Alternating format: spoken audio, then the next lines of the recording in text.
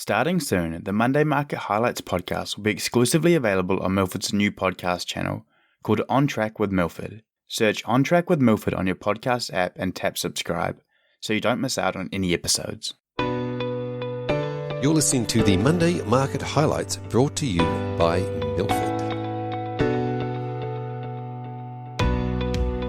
Good morning. It's Monday 24th July and I'm Brendan from Milford Asset Management.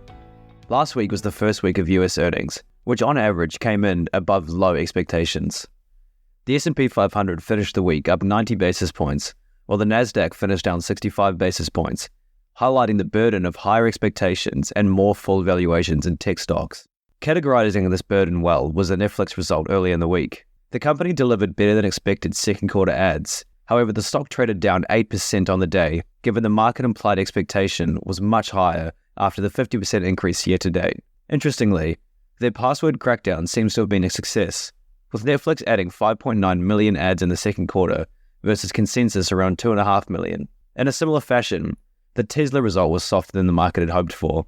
Revenue and gross profit was a touch ahead of consensus, but EBIT was 6% below consensus and free cash flow was 56% below consensus. On the call, company executives also outlined that vehicle production would slow in the third quarter due to shutdowns for factory improvements. For a read on the US consumer, many were watching the United Airlines and American Airlines results last week, both of which outlined strong second quarter earnings and surging demand. The United result in particular was very strong, with earnings coming in 25% ahead of consensus and management increasing their full-year EPS guidance by 5%. The results reaffirm the read we've been getting from retail sales reports, with the latest report showing continued strength despite missing the consensus number. In economic news, the key event last week was UK CPI, which for once was good news. The report outlined a move lower in both headline and core inflation, with the latter printing at 6.9% year-on-year versus consensus at 7.1%.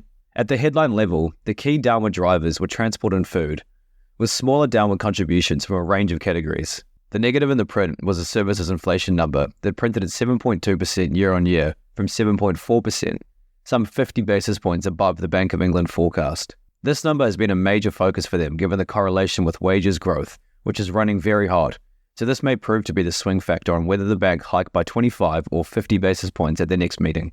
We also got a read on the Australian labour market, which outlined further strength. 33,000 jobs were added in June versus consensus expectations of 15,000 jobs, while the unemployment rate fell to 3.5% from 3.6%.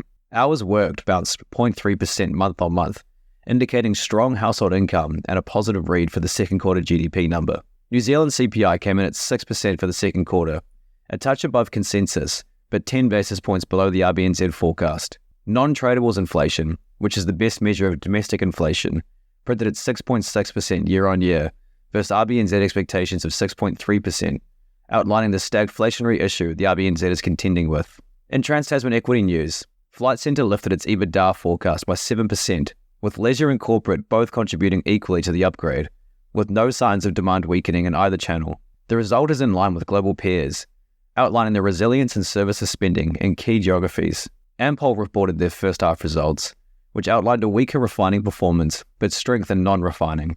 The weakness in refining wasn't a surprise, given an outage at the plant, and the strength in non-refining was very encouraging, so the net outcome is favourable despite the EBIT miss. Northern Star reported a full-year result that just met guidance, but FY24 guidance for production of 1.6 to 1.75 million ounces was disappointing. They also outlined growth capex that was above consensus, which is likely to pressure free cash flow and margins. The stock finished the week down 12%.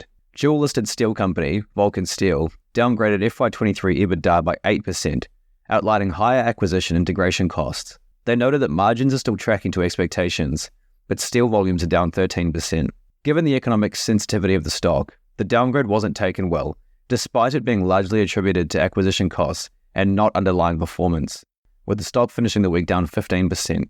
The week ahead is a very busy one, with 40% of the S&P 500's market cap scheduled to report.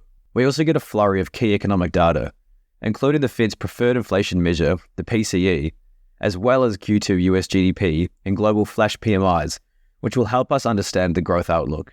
The other key events are the FOMC and ECB meetings, where a 25 basis point hike is expected at both. One final piece of data we'll be watching closely is the Australian second quarter CPI reading. for a guide on the likely policy reaction at the August RBA meeting. Thanks for listening. We'll see you again next week.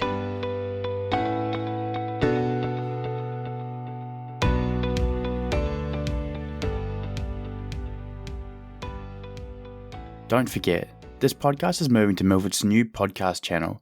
Search On Track with Milford on your podcast app and tap subscribe so you don't miss out.